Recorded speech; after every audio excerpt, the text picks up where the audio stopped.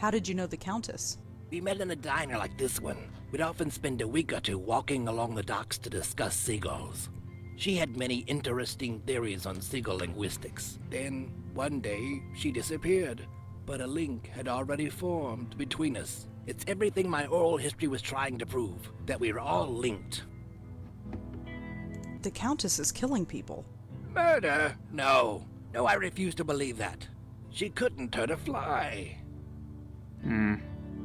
Why is she called the Countess? That's what she chooses to call herself. Far be it for me to tell her otherwise. The name doesn't seem strange to you? When you lived a life like mine, you take people at face value. Who cares about names? I once knew another fellow without a name. Called himself the Deacon. The Deacon? You knew the Deacon? Oh yes, he was this gloomy career drunk. One summer night while sitting in a doorway of the Bowery, he caught the scent of sulfur. He looked up and saw the devil himself standing over him. Since that night he believed he lost his soul. Not the most charitable drinking companion, if I may say so. No, he wouldn't be. You knew him? Sort of. Fancy that. What are you doing here? I don't quite know myself.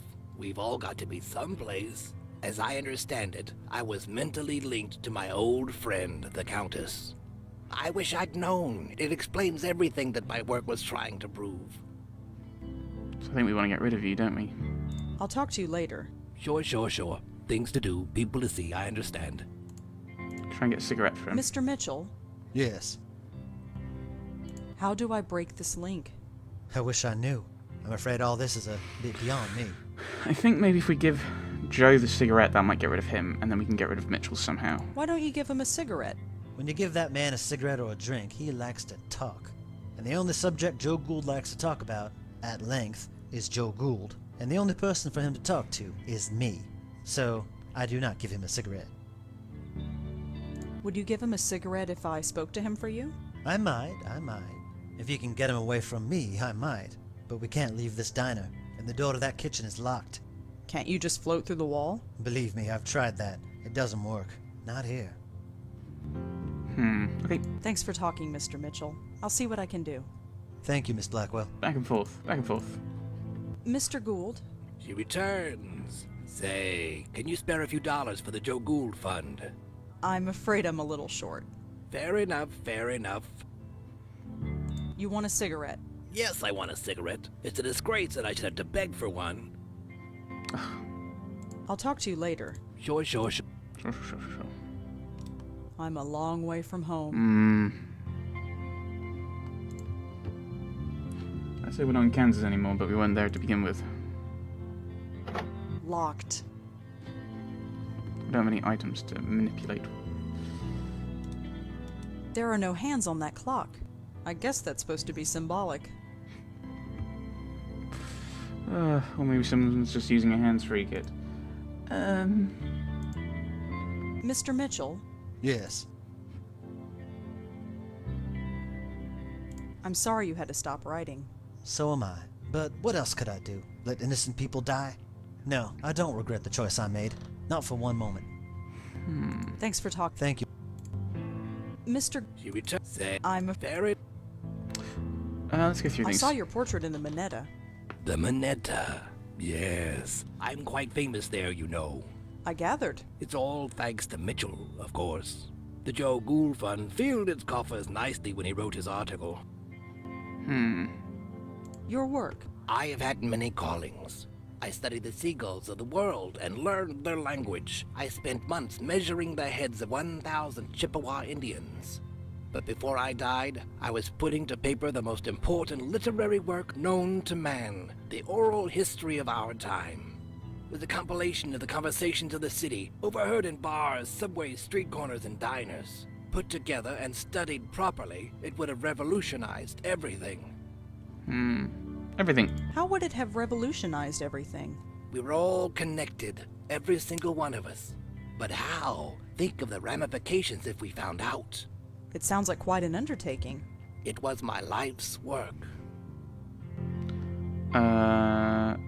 The oral history. I'd like to read the oral history. and I'd like you to, but I'm afraid it belongs to the ages now. Ah, There was also the problem of it never existing in the first place. Of course it existed, only not on paper. It was over 3 million words, 3 times the size of the Holy Bible. The work transcended mere parchment and ink. What about those essays you published in the Dial? A passing fancy, nothing more. You wrote essays? For the now-defunct Dial magazine. I still have the originals. Do you want to see? yes. I'd like to see that essay. Here you go.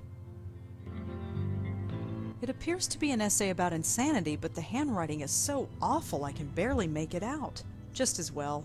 I don't have time to read all this stuff. But it's going to be relevant. This handwriting makes my eyes water, but I think it's an essay about insanity. I don't think it's important. It's got to be important, otherwise you wouldn't have given it to me. Here you go. Always glad to share. Oh, I thought we were getting it. Mr. Mitchell, Yes. You can speak to Gould. would you give him a cigarette if I spoke to him for you? I might. If you can get him away from me, I might. But we can't leave this diner. Can't you just... Believe me. What are you doing here? We are echoes. Leftovers, if you will. We were linked to the Countess when we were alive. When we died, part of ourselves got trapped here. So you're not a ghost? Not fully. I'm not sure what I am. I remember living, I remember dying, but I don't feel like Joseph Mitchell. All I know is that when I thought of death, an eternity with Joe Gould was the last thing on my mind. What is your connection to the Countess? I don't know. I never met the woman. Joe Gould was the one who knew her. He had a special bond with her, apparently. But somehow, he passed it on to me when he died.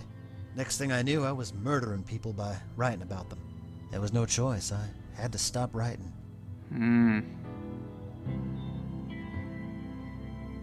Why did you write about Joe Gould? He's a fascinating man. Intolerable company, but fascinating.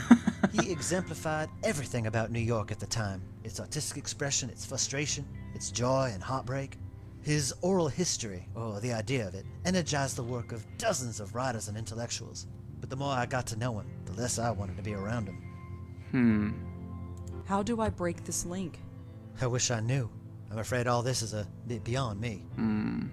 Did you ever read Joe Gould's oral history? That, it never existed. Or if it did, Mr. Gould never shared it with anyone, which amounts to the same thing. You know why I never wrote it down. People would have died. You didn't stop telling people you were writing it, did you? What could I say? The truth? They would have chucked me in a loony bin. Okay. I studied some of your work in journalism school. So this is going to go back round Now that. that's just foolish. I was a rep. The city I wrote it, but that's New York. Okay. So, Thanks for talking. Thank you. do you get more dialogue Mr. from you? I'm... Ferret. I'd like to see Here you this handwriting. I don't... Here you go. always glad. So there's nothing we can look at.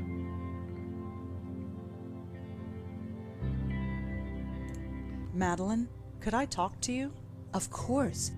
I haven't spoken to you yet. Right. Who are the ghosts inside? Their names are Joseph Mitchell and Joe Gould. Yeah, I know that. Both of them were unwilling spirit guides for the Countess. Yes. The echoes of them remained here after they died.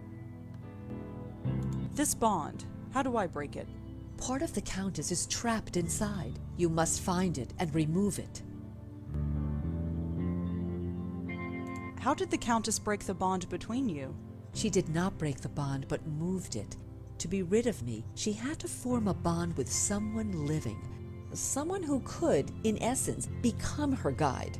How she acquired this knowledge, I do not know. I only know that it was accomplished. Who did she pass it to? Joe Gould. It was an easy task, since his mind was already broken. Upon Gould's death, it was passed on to Joseph Mitchell.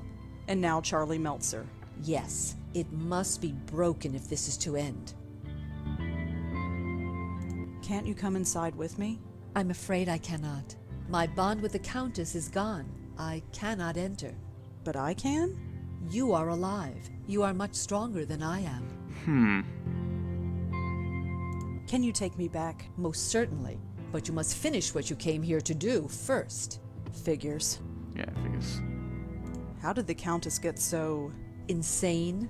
Yes. Like you, her mind is a door to another plane of existence.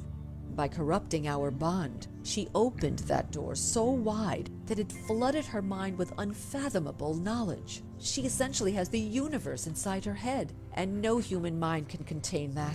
It broke her. She sees everything but understands nothing. If she didn't banish me to this place between worlds, I might feel more pity. Right, okay. Thanks, Madeline. I will be... So she's in here somewhere. Some facet of herself. Mr. Mitchell, Yes.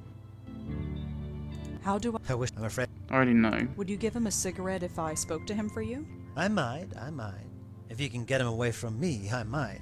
But we can't leave this diner, and the door to that kitchen is locked. Can't you just float through the wall? Believe me, I've tried that. It doesn't work. Not here.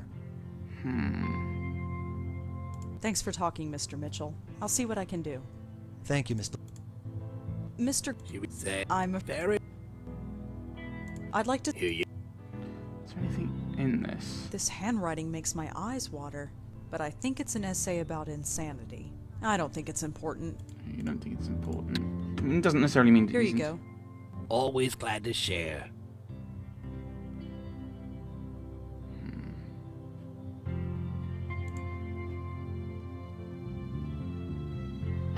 Locked. Looks like the door to the kitchen. I can't even look at the pictures. And there's nothing over this way. The screen scroll. So the only thing we have to deal with... these people. I'm a long way from home. I'm a long... Mr. Mitchell, Yes. Let's go through this again. I'm sorry you had to stop writing. So am I. But what else could I do? Let innocent people die? No, I don't regret the choice I made. Not for one moment. Thanks for talking. Thank you, Mr. She would say, I'm... very... You want a cigarette? Yes, I want a cigarette. It's a disgrace that I should have to beg for one. You want a... Yes, Goes around. I'll talk to sure. Mr. Mitchell. Yeah. Yep. Would you give him... I might, if you can get... But we can't leave. Can't you just... Believe me, Thanks for... Thank you. I can't switch. I can't go out. I can go out. But there's no items. So there's nothing I can pick up. There's no door.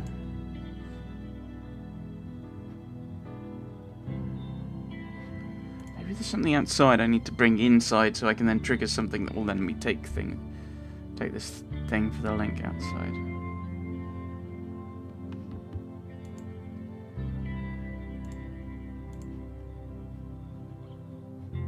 I guess that's the way inside. Yes. Let's keep talking to Madeline. Madeline? Of course. Did you know her when she was alive? Of course. We spent almost 30 years together. What was she like? Different. Happier. She loved helping those in need. But it no longer matters. She is the one who needs help now. Where are we? You have been to this plane before. You have brought many lost spirits through here. Well, yes, but there was never a diner before. I can understand your confusion, but it is not a real diner. It is metaphorical. As you know, there is a bond between the Countess and her current host, and the bond is represented by this diner. You will find out more inside. I really don't. Why is it represented by a diner? The Countess used to spend lots of time in diners like these. You will find out more inside. You sure? This bond, how do I break it? Part of the Countess is trapped inside. You must find it and remove it. Thanks, Madeline. I will be... The kitchen, maybe. I need to open the kitchen, but I've got no way of doing that. Mr. Mitchell. Yeah. Thanks for talking. Thank you. Looks like the door to the kitchen. Locked. Mitchell. Mr. Mitchell. Yeah. How do I... I wish. I'm afraid. Thanks for... Thank you. Mr. She would say, I'm... very... I'd like to... Hear you. Does it say anything anywhere? Paperclip. I don't think he'll miss this. Ah, okay. That's what I meant to do. Here you go. Always glad to share. Because we now use that on the door. 'Cause that's one of the first puzzles we did, was to pick the lock. Thought so. I thought so. Easy. What's that noise? There's nothing in here. What about the one with the pallet, right? That's weird. There's a strange glow coming from inside. There's a strange... Hello? Is someone in there? She comes, she comes. Who are you? Part of a whole. Left behind. Safe here. Leave me. Are you the Countess? Countess, one of my names. Yes. I no longer live, but part of me remains. Leave me.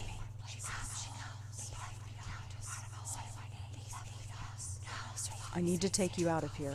No. Safe here. Warm here. I stay in warm places. Too cold out there. My hand goes right through it. No. Too cold. I will survive here in safe fire. Leave me. Well, see ya. I'm talking to an oven. A sound idea. I'm sure it made more sense than most people I know. Ah, right. So this is the kitchen. Such a bare and emotionless place. Not even a bottle of ketchup. Right, I can get the cigarette now. Which I assume we need to give to him. Mr. I Mitchell, don't know what's going to Yes. the oven in the kitchen is talking. Is it now? This doesn't surprise you. Miss, look where we are. I stopped being surprised ages ago. Fair enough. Gould's in another room. Gould has left the room. I see. Thank you for that. Have you reconsidered giving him a cigarette? I suppose I have been a little hard on the man.